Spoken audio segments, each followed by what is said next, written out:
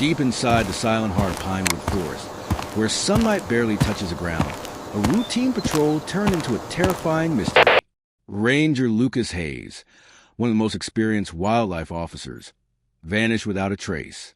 For 12 hours, search teams spread across the woods, fearing the worst, a fallen accident or something far more sinister. But when they finally found him, tied tightly to a tree with rough rope cutting into his skin, the real shock wasn't his condition. It was the enormous grizzly bear standing just a few feet away, staring directly at him. What happened in the next few minutes defied everything the world thought it knew about wild animals, survival instincts, and human-nature bonds. Pinewood Forest was usually alive with the morning calls of birds and the rustle of wind to the pines, but on that particular day, something felt strangely off. Ranger Lucas Hayes had left the station at dawn for his routine wildlife survey, a path he had walked hundreds of times without worry. Known for his calm presence and deep connection with the forest, Lucas was the kind of man who could sense danger long before it arrived. But this time, the forest gave no warning. Hours passed. When Lucas failed to check in at his scheduled time, the first flicker of concern spread across the ranger post. Radio silence wasn't unusual for a few minutes, but an entire hour? That had never happened. By the third hour, worry turned into urgency. A search team assembled immediately, their boots pounding against the earth as they fanned out into the forest. The deeper they went, the more uneasy they became. The woods felt heavier, quieter, as if the trees themselves were holding their breath. Lucas wasn't just missing. Something had gone wrong. And every step forward pushed the team closer to a truth they were not prepared to face. The search team moved cautiously, scanning every inch of the forest floor for clues. It didn't take long before they stumbled upon the first sign. Lucas's hat, lying crushed beside a patch of disturbed soil. A few feet away, broken branches suggested a struggle, as if someone had been dragged or forced off the trail. The team exchanged tense glances. This was no simple accident. Further ahead, they found Lucas's radio, still crackling faintly with static. Its antenna was bent, the casing scratched. Something or someone had torn away. The atmosphere thickened as the team pressed deeper, following faint footprints that led them away from the main path and into a dense grove where sunlight struggled to penetrate. Then, through the tight clusters of pine, they finally saw him. Lucas was slumped against a tree, his arms bound tightly behind the trunk with coarse rope. His uniform was dusty, his breathing sharp and uneven. But the real shock wasn't his condition. It was the look in his eyes. Wide, terrified, fixed on something just beyond the clearing. The team turned slowly. Only then did they understand why Lucas hadn't called for help. A massive brown bear stood only a few yards away, watching him in eerie silence. The bear towered in the clearing, its presence so massive and commanding that the air itself seemed to tighten. Sunlight slipped across its thick brown fur, highlighting every ripple of muscle beneath.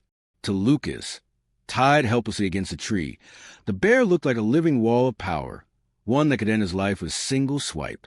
His heart pounded violently, each beat echoing in his ears as the enormous creature took a slow, deliberate step toward him.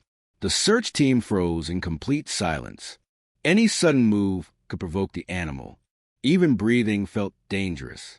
The bear lowered its head, sniffing the air, its dark eyes locked onto Lucas, not with anger, but with an almost unsettling curiosity. It circled him once, each step measured cautious. Lucas braced himself for the worst. He had seen bears charge before. He had witnessed attacks. This, he believed, was the moment his life would end. But something strange happened. The bear didn't roar. It didn't lunge. Instead, it paused directly in front of Lucas, its massive snout inches from his chest. It sniffed gently, almost as if trying to understand what had happened to him. It stepped back, gave a low rumble, not aggressive, but puzzled, then looked toward the forest as if expecting someone else to appear. For the first time, Lucas sensed the bear was not there to harm him. It was reacting to something far more unusual. Lucas swallowed hard as the bear's rumbling breath vibrated through the air, but another sound echoed louder inside his mind. The memory of how he ended up tied there in the first place. Hours earlier, he had been walking his patrol route when he spotted something unusual. deep boot prints layered over animal tracks. They weren't from hikers. They were too erratic, too rushed. Lucas knew immediately. Poachers. He followed the trail cautiously, but before he could radio it in, a sharp crack sounded behind him. Two masked men lunged, knocking him to the ground. His radio skidded away, and within seconds, rough ropes tightened around his wrists. Lucas struggled, but the men worked quickly, binding him to a tree with practiced efficiency. "We just need him out of the way," one whispered, "and the bear will take care of the rest." That was when Lucas understood. He wasn't the target. He was bait. The poachers planned to lure a bear with scents they had spread nearby. With Lucas trapped and helpless, the animal would be distracted long enough for them to shoot it. A guaranteed kill.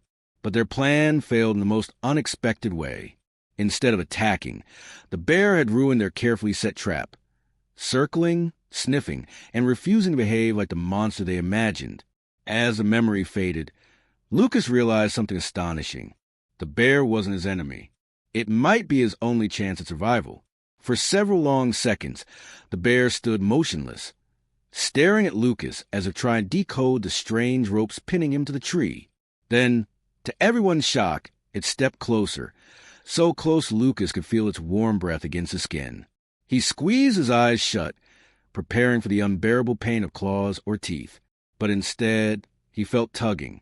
The bear's massive jaws closed gently around the rope, pulling it, testing its strength. It didn't bite Lucas. It didn't roar. It simply gnawed at the fibers, tearing loose strands with surprising precision. Each snap of rope echoed like thunder in Lucas's ears. The search team, watching from the trees, remained frozen in disbelief. No one dared intervene. No one wanted to provoke the creature. They could only watch as the impossible unfolded.